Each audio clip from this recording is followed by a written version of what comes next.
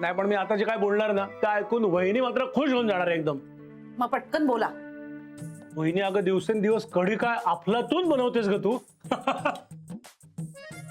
आई तुला आठवतं ना लहानपणी मी म्हणायचो की दही हे फक्त साखर घालून किंवा श्रीखंड करूनच खायचं असतं, त्याच्यात मीठ मिरची काही घालायचं नसतं.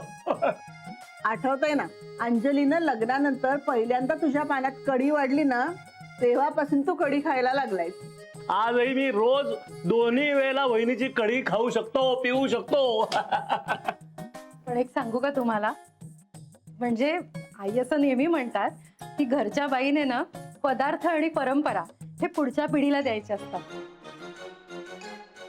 आणि त्या पुढच्या पिढीने त्याच्यात खूप चांगले बदल करायचे असतात. अरे किती असंबद्ध बोलती. ती काहीही असंबद्ध बोललेली नाहीये. आज कढी मी नाही केली. मग लहानपणी जी भातुकली खेळताना तुम्हाला खोटा खोटा कढी भात करून घालायची ना खायला, त्या तुमच्या लाडक्या स्वानंदीने केली आहे कढी. ग्रेट ग्रेट, तुझ्या हाताला सुद्धा एवढी चांगली चव आहे. अरे मी संस्थानिक वगैरे असतो ना तसं त्यांच्यावर कड किंवा तोडा काढून दिला असता तुला. अरे तिच्या सासरकडच्यांनी दिलाच असेल तिला कंठा तोडा वगैरे काहीतरी. हा? काय ग सासरी दाखवलास की नाहीस तुझा सुगरणपणा? छे हो, सासरी फार काही करावं लागत नसेल तिला. आणि घरात स्वयंपाकाला बाळू दादा सुद्धा असतात ना.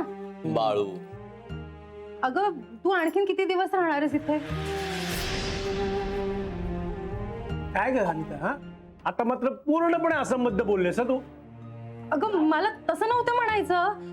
मला फक्त म्हणायचं होतं की तू इथे असेपर्यंत नीलला, संपदा आणि महेशला घरी बोलवून एकदा कसं जेवणाचा कार्यक्रम करायचा होता. मी तेवढ्यासाठीच फक्त विचारलं. माझ्या मनात दुसरं काही नाही.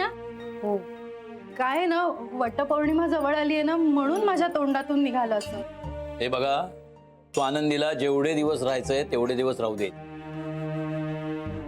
आणि काय तुमची ती वटपौर्णिमा आली असेल ना तर एक वेळ नीलला बोलवून घ्या त्या दिवशी इथे, नाही का ग? हा मग त्या दिवशी ते चाळणीमध्ये असं नवऱ्याचा चेहरा बघून मग जेवायचं असतं ना.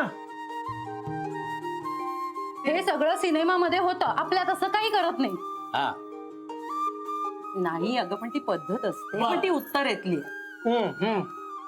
करवा चौथ म्हणतात त्याला, आणि दिवाळीच्या आधी येते ती. त्यात पहिला घास नवऱ्याने भरवायचा असतो. मग त्याला करवा चौथ का म्हणतात, भरवा चौथ का नाही म्हणत? अरे मग काय आता भरवतो ना नवरा. जेव्हा आता तुम्ही सगळी माझीच माणसं आहात म्हणून मला कधी विचारणार नाही, पण तरी कुठल्याच कारणाने कुणीही विचारायच्या आधी मला माझ्या घरी जायचंय. असं सांगू तुम्हाला, प्लीज मला लवकर न्यायला या. मला आपल्या घरी परत यायचंय.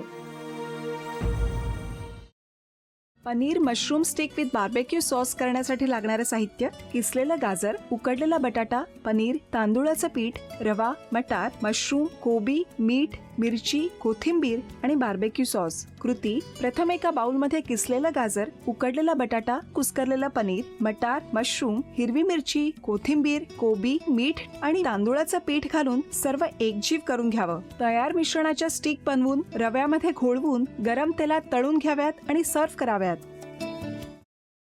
मामी, कोणता भक्त हाक मारतो आहे? ध्यानात इतके मग्न आहात. बाणाईला भेट घ्यायची आहे देवी. वाटलंच मला. ही अस्वस्थ असणं स्वाभाविकच आहे.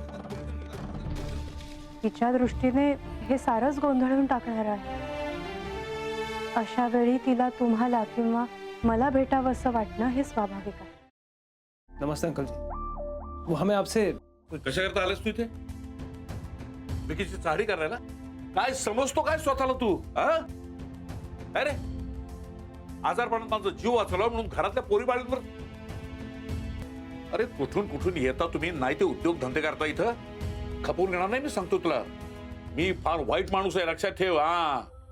पोलिसात देणार होतो तुला. केवळ विकी आडवा आला म्हणून लक्षात ठेवलं, ते इथून दिंड काढणार होतो तुझी मी. मामा, आता आपण काहीच करू शकत नाही.